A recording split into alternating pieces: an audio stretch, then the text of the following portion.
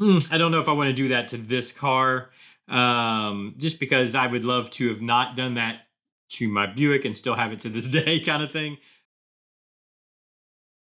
Welcome back to the workbench where we try to make things. And what we're continuing to try to make today is Revell's 1971 Olds 442. And this is the build that we're doing. Well, we're calling it the Faux 42. We're doing it like a Cutlass that's been made to look like a 442. In fact, the backstory I've come up with for it is it's me when I'm 22 years old and my grandma gave me a Cutlass to drive or to have. And what would I do with it? And the first thing I would do is, well, try to make it look like a 442. And what we've done yesterday, or what we did yesterday, I should say with proper English, we painted the body blue. The idea being that, this is a Cutlass color. Now, this isn't actually the Cutlass blue, but, we painted it with the blue we got down at AutoZone or whatever. But it is a Cutlass color, not a 442 color, but we're going to decal it up like a 442. And then today, I've actually gone back to working on the interior tub, and I guess actually more specifically the engine compartment. There we go. So I built out the firewall, which we've got started with the master cylinder, brake booster. It has some little accessories on there. It's got a little wiper motor we put on. I painted and I need to look into this. I'm not sure if that's, I'm guessing that's an overflow can, like a catch can. I painted it white.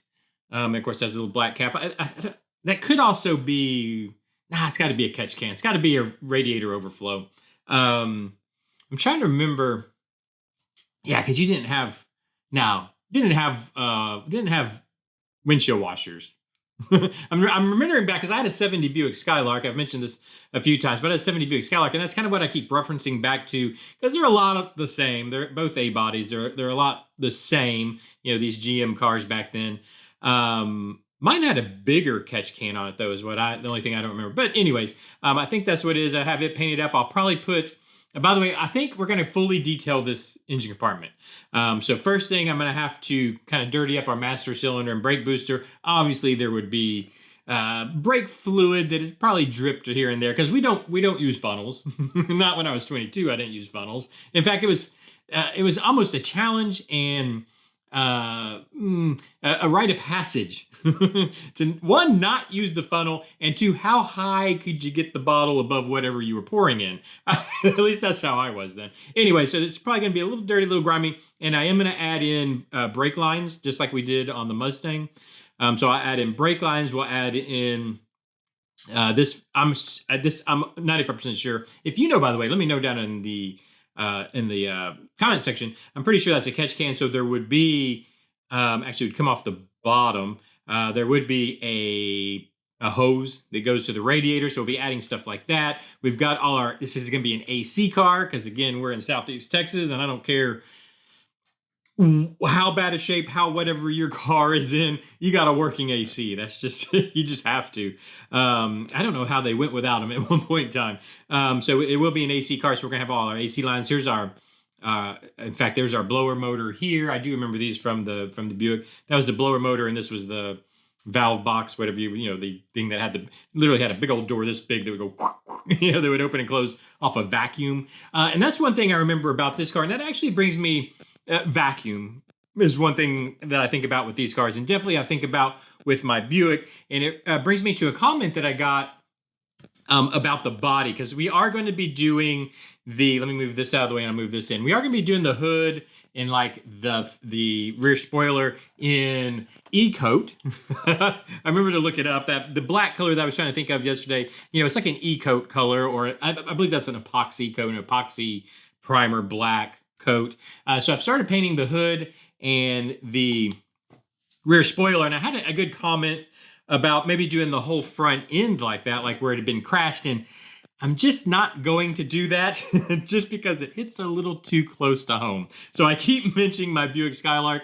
The death of my Buick Skylark was front end damage. Basically, quick story, coming home from surfing, hungry as can be, right? It makes you super hungry. Stop in at a Church's Chicken. A buddy of mine worked at Church's Chicken. If you're watching, you probably remember this.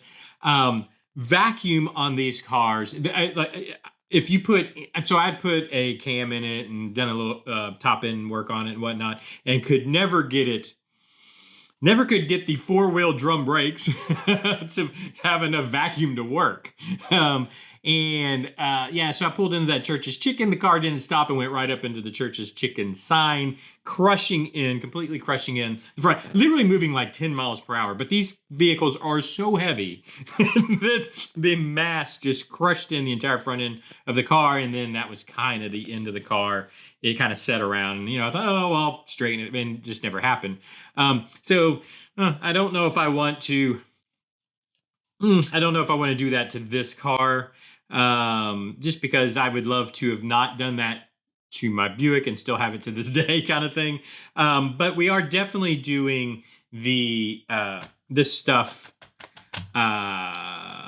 E-coat color, primer black. There we go, if I can not stutter it out.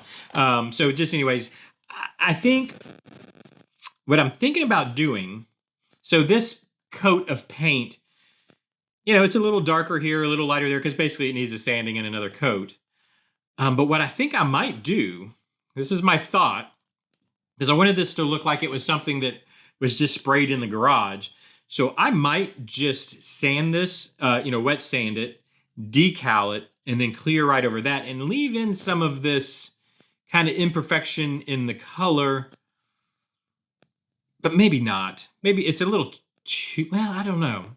Let me know what you think. I know I was thinking about putting some rust. In that same comment, they talked about just doing some of the bubbled rust. I know these old Fisher bodies, they would rust like heck behind the rear windows. There was, those spots. And of course, back here. Now, this is not a salt car, so it probably wouldn't rust so much out back in the fender, especially because this car wouldn't be that old. When I was 22, that would have been 1998. This is a 71, so I'd make this 27-year-old car. That's pretty old. That's a pretty old car. I mean, it'd be at least 25 years old, right? Yeah. So maybe it would have a little rust.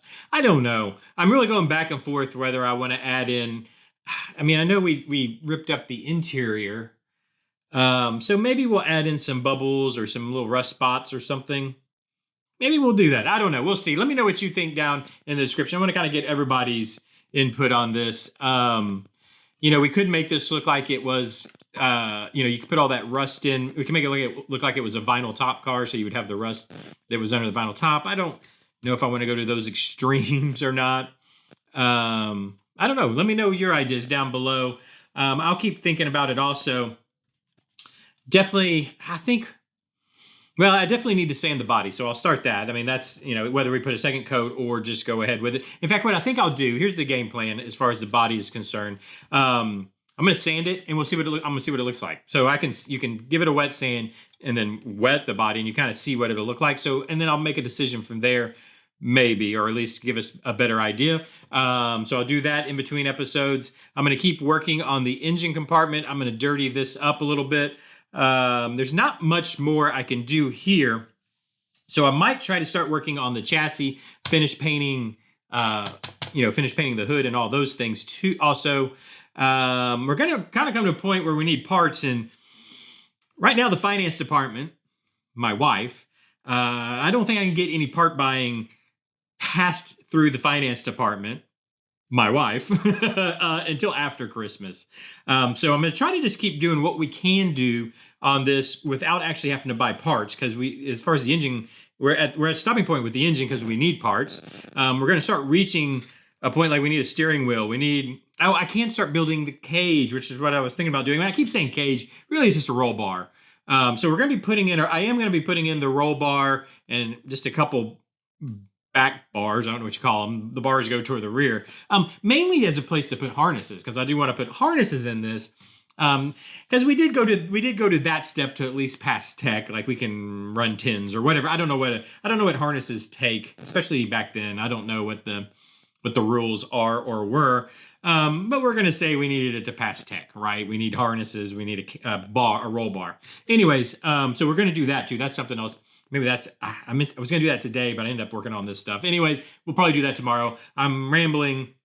Let me get back to work. Let me let you guys go. Thanks for joining me. Leave me those comments down in the comment section. I'm trying to use your input to help kind of guide this. Obviously, not all input will I use. Not a lot of input I will.